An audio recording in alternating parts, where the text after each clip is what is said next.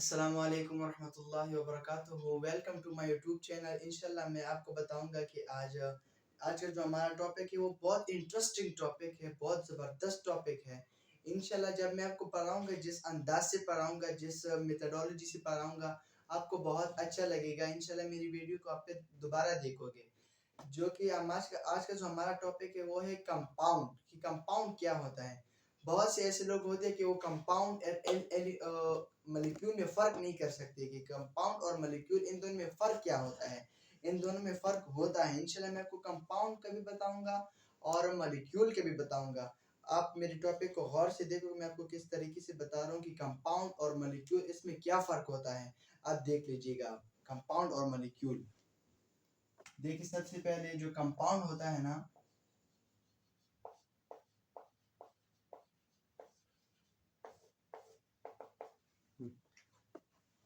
हर बंदा इसका अपना अपना डिफिनेशन करता है कि कंपाउंड इज ये कंपाउंड इज ये, मगर कंपाउंड जो होता है ना, इसका अपना एक स्पेसिफिक डिफिनेशन होता है जो कि इसने को केमिस्ट्री ने दिया होता है।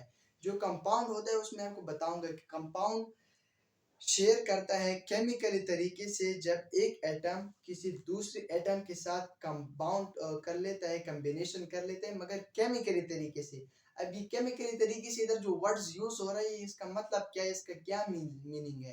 केमिकली तरीके से हमारे पास दो होते हैं, या वो रिएक्शन कर ले आपस में, उसकी जो क्वालिटी होती है, खुसूसियात होती है, वो मुकम्मल इंटरचेंज कर ले। दूसरा केमिकली तरीके से हमारे पास मतलब ये होता है कि वो इलेक्ट्रॉन रिलीज कर ले या अगेन कर ले, वो इलेक्ट्रॉन का बॉन्डिंग कर ले, तो हमारे साथ केमिकली कम्बिनेशन कहलाता है। कोई भी एटम या कोई भी एलिमेंट किसी दूसरे एलिमेंट के साथ केमिकली तरीके से कम्बिनेशन कर ले, उसको हम क्या कहते हैं, उसको हम कंपाउंड कहते हैं। मगर एक fix ratio by mass. Mass का मतलब कि उसका एक फिक्स रेशो होता है, उसका एक अपना नंबर होता है। फिक्स रेशो का मतलब कि उसका अपना एक नंबर होता है जो उसको फिजिक्स ने दिया होता है, यानी फिक्स रेशो बाय मास। और दूसरा दो पॉइंट हो गए। तीसरा पॉइंट हमारे साथ ये है कि एक भी एलिमेंट दूसरा एलिमेंट जब आपस में कम्बिनेशन कर लेते हैं, उसकी जो खुसूसियात होती है, उसकी जो प्रॉपर्टी होती है, उसकी जो अहमियत होती है, वो आपस में इंटरचेंज हो जाती है। यानी कि Na एक सोडियम है, जी सोडियम है, आपको पता है। मैं ये एग्जाम नहीं, मैं आपको बताता हूँ। Hydrogen, hydrogen is gas, predictable first element and gas.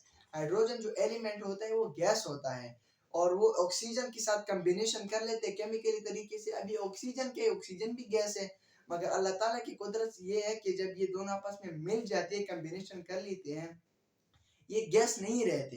Gas क्यों नहीं रहते? ये आपस में इंटरचेंज हो जाते हैं, कि जो क्वालिटी प्रॉपर्टी खुसूसियात होती है वो चेंज हो जाती है। इससे अल्लाह ताला की कुदरत से क्या बन जाते हैं, वाटर H2O, जिसका फार्मूला H2O है, वाटर बन जाता है। इसी तरह मेरी तीसरे पॉइंट का मकसद ये कि जो भी एलिमेंट किसी दूसरे एलिमेंट के साथ कम्बिनेशन कर लेता है, उसकी खुसूसियात इंटरचेंज हो जाती है। तीसरा कि एक अपना लॉ होता है, जो कंपाउंड होता है किसी लॉ के जरिए बना होता है। अब मैं आपको बताऊंगा फॉर एग्जांपल ये किस तरह होता है और किस तरह इसका जो सिस्टम होता है कंपाउंड का। मैं आपको बताता हूँ एक एक चीज।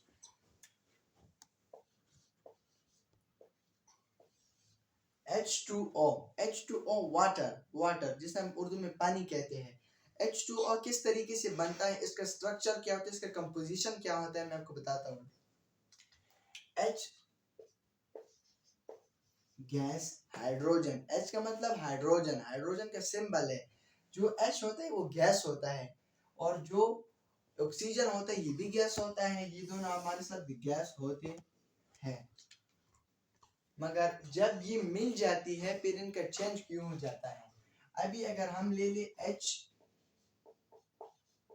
Plus H is equal to H2, hydrogen plus hydrogen कर लेते हैं तो हमारे साथ H2 यानी 2 हाइड्रोजन होते हैं। अभी हम इन 2 हाइड्रोजन को कंपाउंड नहीं कह सकते। क्यों?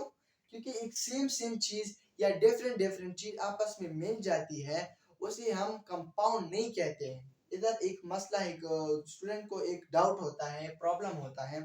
वो दरअसल ये कि कंपाउंड में और मॉलिक्यूल में फर्क नहीं कर सकते। दरअसल फर्क इस तरह तरतीब से होता है कि जो H2 होता है, सेम एटम आपस में मिल जाते हैं, उनसे जो चीज बनती है जो आजादाना तौर पर रह सके, उसे हम मॉलिक्यूल कहते हैं। ये हमारे साथ H2 है, H2 is a molecule. H2 is a molecule, ये मॉलिक्यूल है, मगर जब इसके साथ ऑक्सीजन प्लस हो जाता है, प्लस ऑक्सीजन,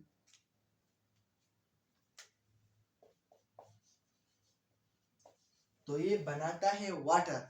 वाटर को फिर हम मॉलिक्यूल नहीं कह सकते, एक जगह पे कह सकते और दूसरी जगह पे नहीं कह सकते। मैं आपको बताता हूँ, जो कि ये मिल जाता है ऑक्सीजन के साथ, ये बन जाते हैं H2O यानी water. Water is a compound. क्यों? एक चीज और दूसरी चीज के साथ, एक मुख्तलिफ चीज किसी दूसरी मुख्तलिफ चीज के साथ मिल गई, केमिकल तरीके से कम्बिनेशन कर लिया, फिक्स बाई मास है, और इसकी जो क्वालिटी होती है वो क्वांटिटी खुसूसियात इंटरचेंज हो गई, बन गया हमारे साथ H2O water. Water is a compound और वाटर इज अ मॉलिक्यूल। इससे ये एक ऐसा कंपाउंड है जिसे हम, बाज लोग मॉलिक्यूल भी कहते हैं और कंपाउंड भी कहते हैं।